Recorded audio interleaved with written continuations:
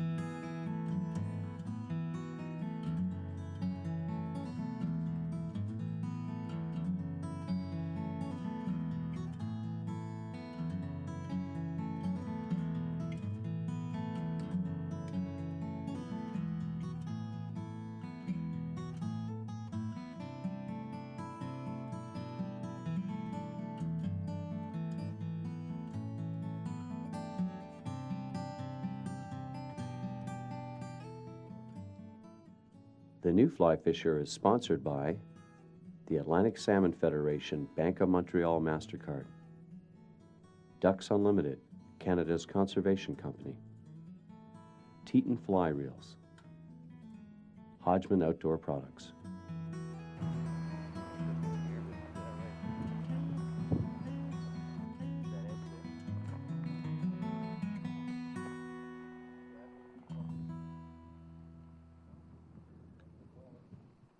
Today I'm fishing near St. Catharines, Ontario in the community of Wainfleet. This is mostly a mixed agricultural, cottage, and wooded area. A friend of mine has been encouraging me to come fly fish on one of his favorite lakes, which is an old abandoned rock quarry that has recently been rehabilitated. Lionel Smith is a cheerful and easygoing man who is truly enjoying his retirement. A relatively recent but fanatical convert to fly fishing, Lionel really enjoys catching bass and panfish on a fly. He creates his own flies and loves designing new ones. Like me, he loves catching warm water fish on the surface. This is truly exciting fishing, and one which many anglers sadly overlook. I felt privileged to spend a few days with him fishing in this quarry and learning more about how it came into being. The Wainfleet Quarry is a unique body of water because unlike many other older quarries, this lake has a very nice beach area that is ideal for wading. Most similar systems have very steep drop-offs with no wading areas. Anglers are pretty much restricted to using boats or float tubes to fish in these lakes. There is good structure throughout the Wainfleet Quarry, and the lake is inhabited by largemouth bass, carp, and various panfish.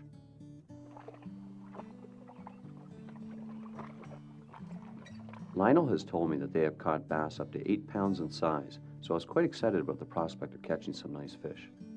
More importantly, I really enjoy catching panfish, whether they're species such as crappie, rock bass, or bluegills. They're all great sport on a fly rod.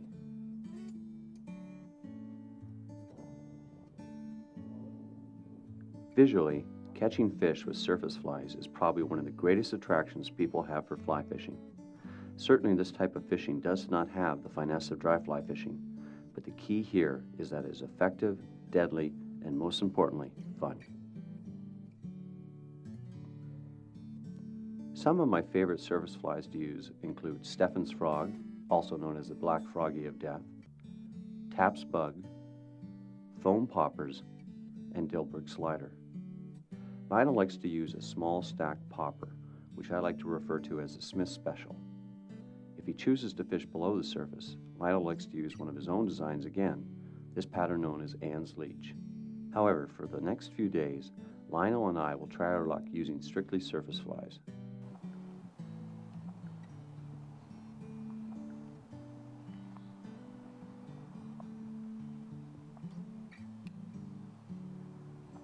There's been several excellent books written specifically about fly fishing for largemouth bass. An excellent beginner guide is the L.L. Bean Fly Fishing for Bass Handbook, which is written and illustrated by the famous Dave Whitlock. In this book, Dave covers topics such as fly selection, equipment choices, and fly line options. Probably the best book I've read on this topic was written by Terry and Roxanne Wilson and is entitled Largemouth Bass Fly Fishing, Beyond the Basics. As the title indicates, this is a very detailed and in-depth look at largemouth bass. It covers important topics such as understanding bass habitat, how to properly present your flies, effectively fishing all levels of the water column, and the impact of time, weather, and temperature. I strongly recommend this book to anyone wanting to really understand fly fishing for largemouth.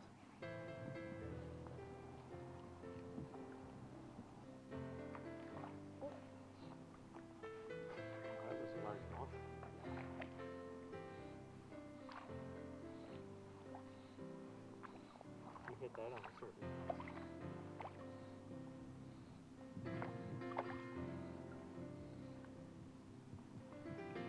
A lot of largemouth. You know what that is? That's a crappie.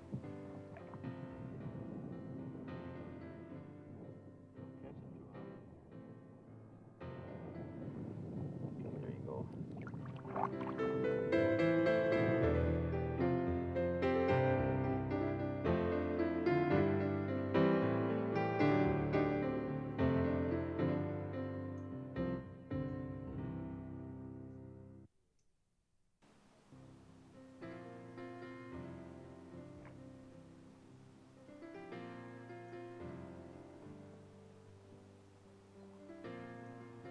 Largemouth bass are unquestionably the most sought-after warm-water game fish in North America.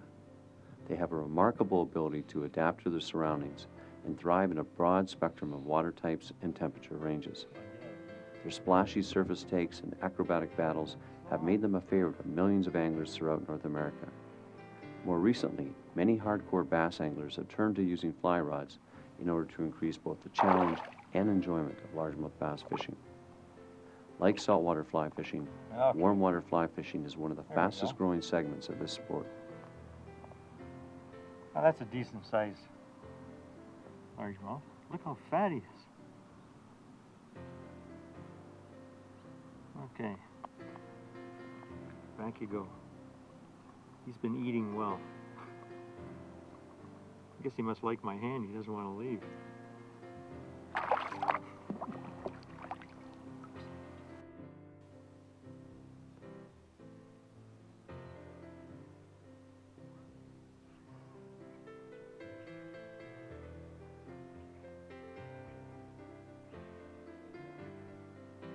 Our first evening out only produced a few largemouth and some nice panfish. The fish seemed to be in a lethargic mood, and it was difficult getting them to rise to the surface. However, we were really enjoying the beautiful evening and wonderful surroundings, and of course, one another's company. This is what fishing is all about. The next day was bright and beautiful, but unfortunately brought with it a cold front. Conditions were going to be tough. Lionel and I decided to stick with our surface flies because we really enjoyed the surface takes, whether they're big fish or not. This was a very relaxed style of fishing. We waded along the edge of the weed lines, casting to visible structure and points. Usually, these areas are excellent locations for bass who are ambushing prey or smaller panfish or minnows. Today, the bright conditions had seemingly driven most of the large fish to deeper water. Weather and temperature were certainly an influence on our fishing experience. The day before I'd arrived, a storm had rolled in off of Lake Erie. The following day, we were generally dealing with cool, clear, and bright skies, all classic post-cold front conditions. As anglers, we must be able to adapt to changing conditions. Though this does make for lethargic fish, it does not strictly mean you will not catch bass. It will just generally impact on the number and size of the fish landed. The key here is that there's no such thing as a bad time to go fishing.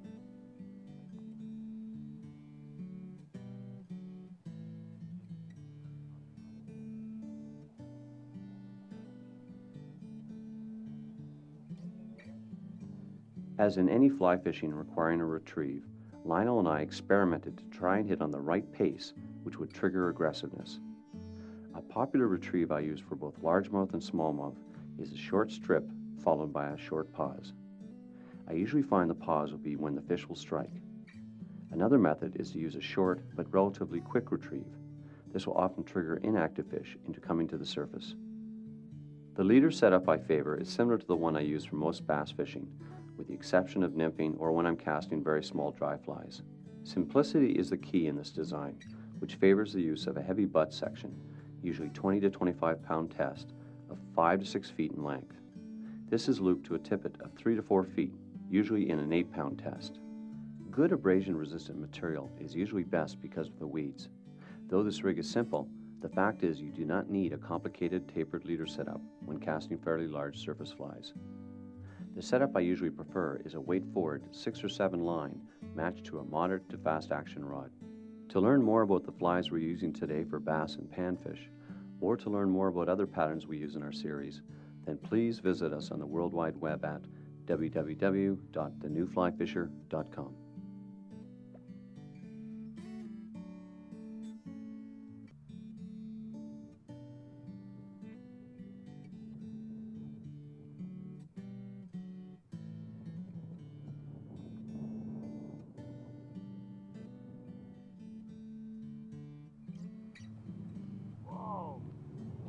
Whoa, big fish.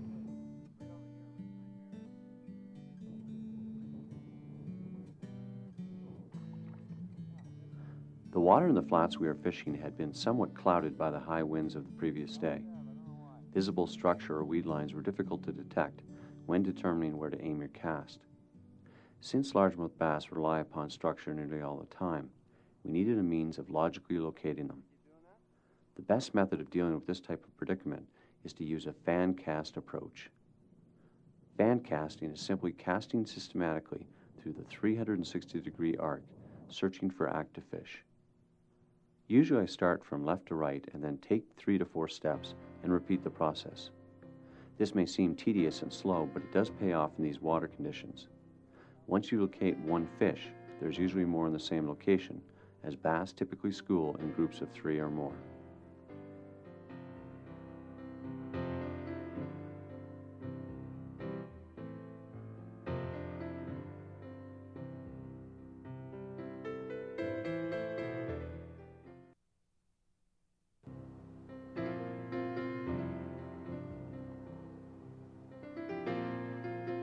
The Wainfleet Quarry is a shining example of how people can make a difference.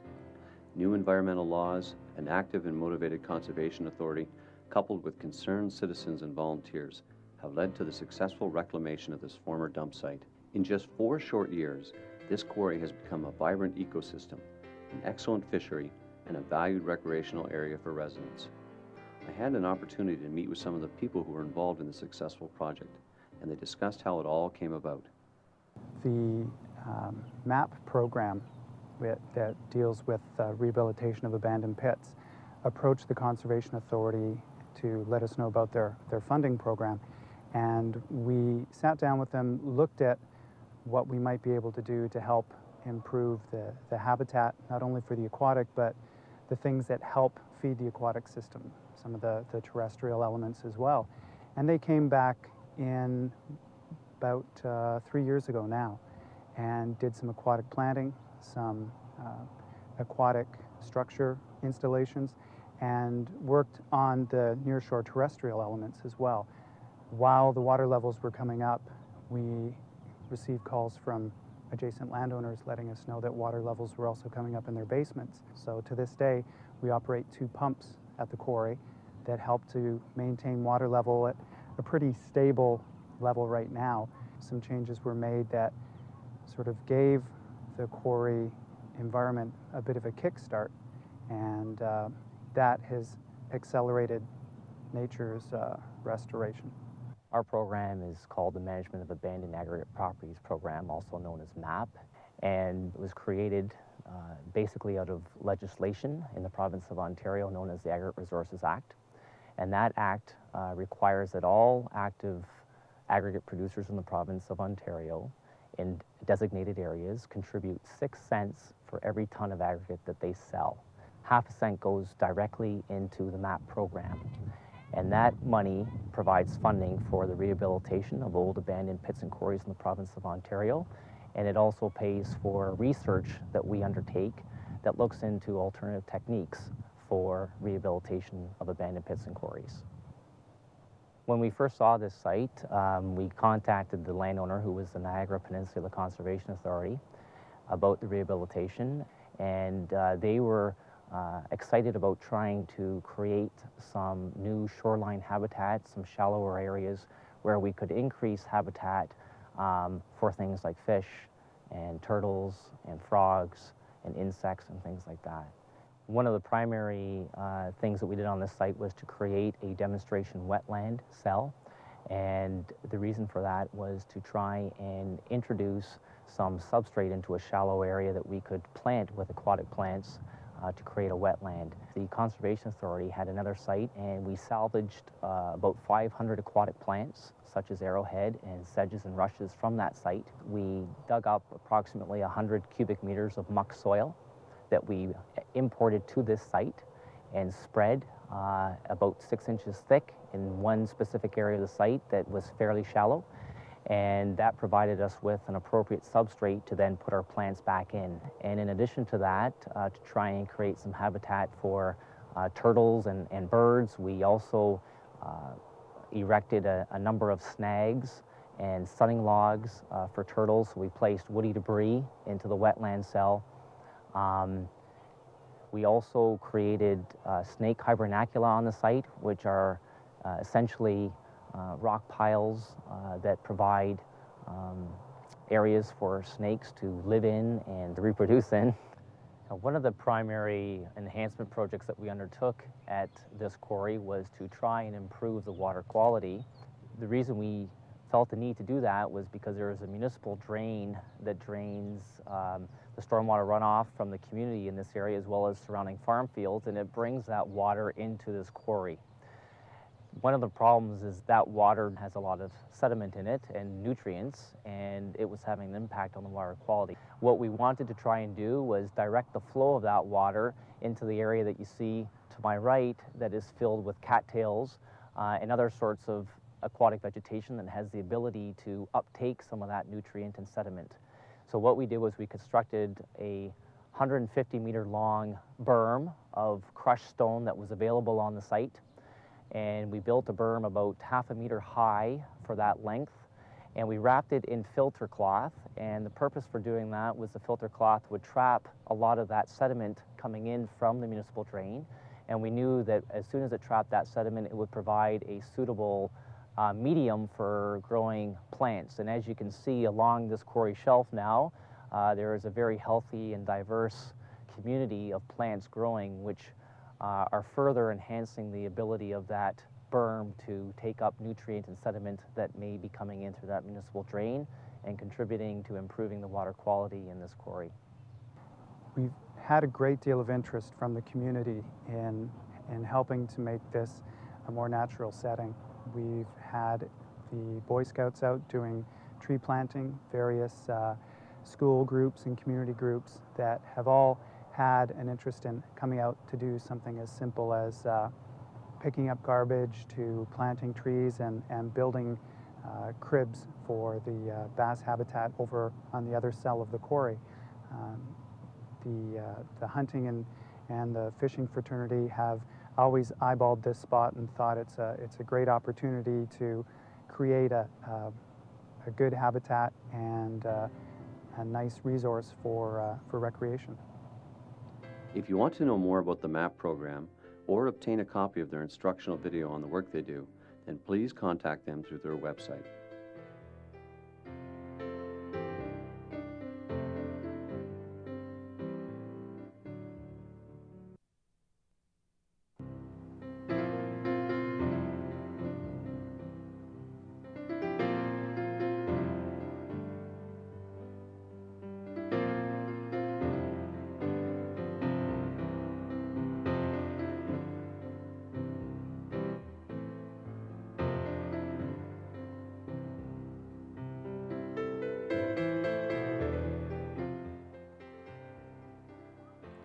On my last day, the skies were still relatively bright and the conditions poor for catching bass on the surface. But you know, it didn't really matter much. Being surrounded by the beauty of the cliffs, flowers, and wildlife all made my visit to Wainfleet perfect. Lionel, of course, tried his best to get me into some larger fish, but it was not to be. Usually bass are quite active on the surface in the early morning and late evening. They look for small frogs or insects such as fallen dragonflies. Basically anything that looks edible is a viable target for opportunistic bass. I'm really glad I had the opportunity to fish with Lionel and also learn more about the successful reclamation. It proves that we can all make a difference in the environment if we just take the time to get involved. From all of us here at the New Fly Fisher, thanks for joining us, and we'll see you next week. The New Fly Fisher is sponsored by the Atlantic Salmon Federation Bank of Montreal MasterCard, Ducks Unlimited, Canada's conservation company, Teton Fly Reels, Hodgman Outdoor Products.